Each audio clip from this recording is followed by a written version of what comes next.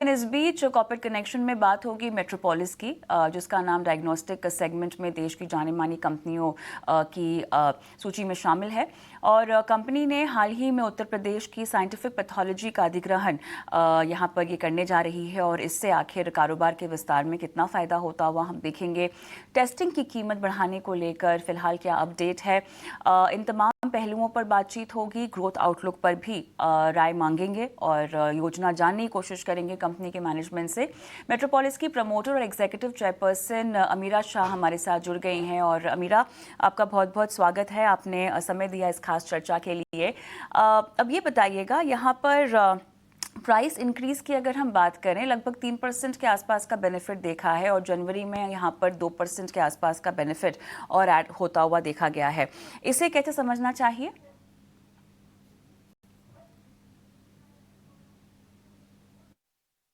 आप देखिए तो हम हर 2 साल पहले प्राइस इंक्रीज करते थे, इन्फ्लेशनरी अमाउंट, और हम उसे ऑर्डर से ही जा रहे हैं। हमने अगले साल प्राइस इंक्रीज की थी B2C पे, जिसपे हमें 3% का बेनिफिट मिला था कंपनी पे, और ये साल हमने 2% लिया है। तो फिर से हम वो 5% नंबर में आ गए हैं 2 साल के बीच।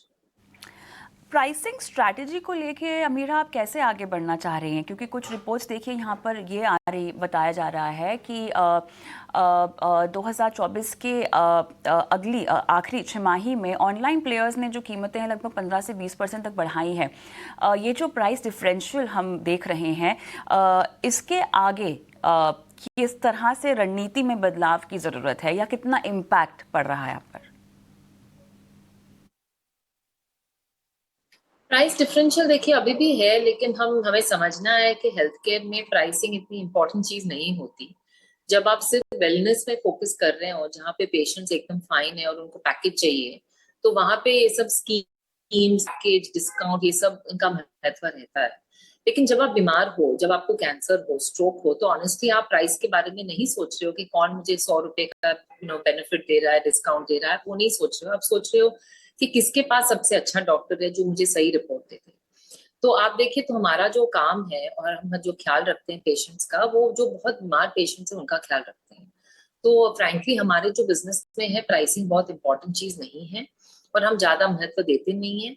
हम बहुत कम प्राइस इंक्रीज करते हैं, लेकिन हमें खराब नहीं लगता कि जब हम इंक्रीज करते हैं, और पेशेंट्स को भी नहीं लगता, क्योंकि उनको समझ में आ गया कि जो मेट्रोपोलिस का काम है वो और कोई कर नहीं सकता, और इम्पॉर्टेंट चीज है क्वालिटी रखना। तो हम इसी पोजीशनिंग पे चलते हैं।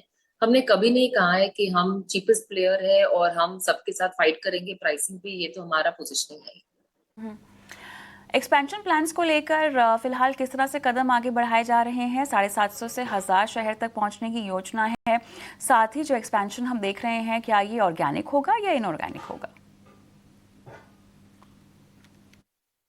अब देखिए, तो ये जो हम बात कर रहे हैं, most of this is going to be organic. Actually जो हम एक्सपेंशन कर रहे हैं, डिस्ट्रीब्यूशन बना रहे हैं, 99% इज ऑर्गेनिक। हम कभी कभी एक एक्विजिशन कर देते हैं जो हमें लीडरशिप मिलता है कोई एक सिटी में, लेकिन वो एक्विजिशन से ऐसा नहीं होता कि हमें डिस्ट्रीब्यूशन मिल जाता है, हमें एक्चुअली लीडरशिप मिल जाती है कोई एक सिटी में। तो आप देखिए, तो हमने एक्विजिशन अनाउंस किया है 2-3 दिन पहले साइंटिफिक लैब की आगरा में। ये 40 साल पुरानी बहुत अच्छी लैब है, आगरा की सबसे लीडिंग टॉप लैब है, जहाँ पे उनके 3 लैब है और 15 सेंटर हैं आगरा और मथुरा में। और ये लैब इस रीजन से सबसे बेस्ट मानी जाती है क्योंकि इनके क्वालिटी बहुत अच्छा है, और ये 400 वैरायटीज ऑफ टेस्ट करते हैं, इनका सर्विस बहुत अच्छा है, और डॉक्टर्स और पेशेंट्स को इनके ऊपर पूरा ट्रस्ट है। तो ये एक्विजिशन करके हमें एक सिटी में एंट्री हो गई, लेकिन वो लीडरशिप पोजीशन मिला है आगरा में। और यहाँ से अभी हम जोरदार जाके हम डिस्ट्रीब्यूशन बनाएंगे वेस्ट यूपी में, और वहां पे हम पूरे बहुत बहुत शहरों में फैल जाएंगे। लेकिन वो जो काम होगा उसको तो आप ऑर्गेनिक ही कहोगे, क्योंकि हमने अपने आप किया है, हमने अक्वायर नहीं किया।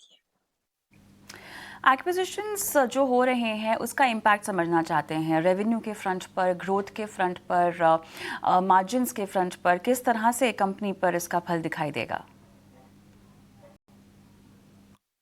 अभी तो जो कंपनी की रेवेन्यू है 26 करोड़ इन 24-25, और प्रॉफिटेबल कंपनी है, की अच्छी मार्जिन है। अभी हम देखेंगे कैसे ग्रोथ को करना है। अभी अभी पहले दिन से अगर हम सिर्फ मार्जिन पे सोचते रहे तो ग्रो होगा नहीं, तो पहले 1-2 साल हम मार्जिन को स्टेडी स्टेट रखेंगे और एक्चुअली ग्रोथ पे फोकस करेंगे। एंड इन्वेस्टमेंट्स करनी होगी डिस्ट्रीब्यूशन बनाने के लिए, लैब बनाने के लिए, लोगों को, अच्छे लोगों को डालने के लिए। तो हम वो सब चीजों पे फोकस करेंगे कि हम कितना एक्सेसिबल बना पाए, ये क्वालिटी डायग्नोस्टिक्स को कितने शहर में लेकर जाए, कितने सैंपल्स, कितने पेशेंट्स को हेल्प किए जाए, हम उस पे फोकस करेंगे। आई थिंक मार्जिन उसके बाद आएगा। ऑलराइट, लेकिन ऐसे में जानना चाहेंगे कौन कौन सी ज्योग्राफीज हैं जहां पर आप एक्विजिशंस के लिए आगे कंपनी अपने पैर पसार रही है? हम नॉर्थ इंडिया में हमारी कुछ बातचीतें चल रही हैं, हम बहुत ओपन है। वेस्ट इंडिया में भी कुछ बातचीत हो रही है। तो ऐसे कोई एग्जैक्ट सिटी तो मैं बात नहीं कर सकती, लेकिन जनरली ऐसे बहुत कुछ अच्छे पैथोलॉजिस्ट हैं जिनकी बहुत अच्छी ब्रांड है, जो इंटरेस्टेड है कि मेट्रोपोलिस के साथ वो काम करे, और उनको भी लगता है कि कोई उनको हेल्प मिल जाए, उनको एक क्रेडिबल पार्टनर मिल जाए जिसके साथ वो ग्रो कर सकते हैं, तो वो भी बहुत खुश रहेंगे।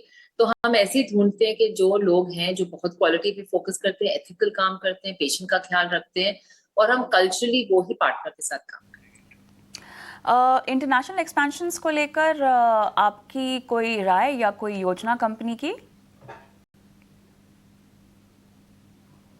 अब देखिए, तो आज के दिन में हम अफ्रीका में 5 कंट्रीज में हमारी लैब्स हैं, कलेक्शन सेंटर्स है, और हम बहुत अच्छा काम कर रहे हैं वहाँ पे। ग्रोथ भी बहुत अच्छी आ रही है, मार्जिन भी अच्छी आ रही है, और ये एक बड़ी अनयूजुअल स्किल सेट है, क्योंकि और कोई इंडियन कंपनी नहीं है जो ऐसे हमारे जैसे इंटरनेशनल काम कर पा रहा है और सक्सेसफुली कर पा रहा है। तो ये, और आप देखिए दूसरे 10 कंट्रियां हैं जो हमें इंडिया में हमारे रेफरेंस लैब में स्पेशलाइज्ड टेस्ट हमें भेजती हैं, क्योंकि उनके पास कैपेबिलिटी नहीं है। अब देखिए, तो इंडिया में सब हॉस्पिटल्स भी हमारे हमारे पास भेजते हैं, क्योंकि हॉस्पिटल्स भी कम वैरायटी ऑफ टेस्ट करते हैं, और जो उनको नहीं आता वो हमारे पास भेजते हैं। Similarly hospitals from other countries, labs from other countries ऐसे कर रहे हैं। तो हमें लगता है कि इंटरनेशनल अपॉर्चुनिटी है, लेकिन ऑब्वियसली ख्याल से जाना है कि जहाँ पे आप लोग लैब लगाइए तो वहाँ पे सेफ होना चाहिए, पैसा रिपैट्रिएट होना चाहिए। जहाँ पे आप लैब नहीं लगा रहे हो वहाँ पे तो ज्यादा सेफ है, क्योंकि आपको खाली सैंपल पिकअप करके वापस इंडिया लाना है और टेस्ट का रिपोर्ट देना है। लेकिन हमें लगता है कि इंटरनेशनल स्कोप ज्यादा है और हम इसको फोकस करते रहेंगे, लेकिन India is our number 1 priority. Alright, शुक्रिया अमीरा, आपने समय दिया और तमाम सवालों के जवाब दिए आज। बहुत बहुत धन्यवाद।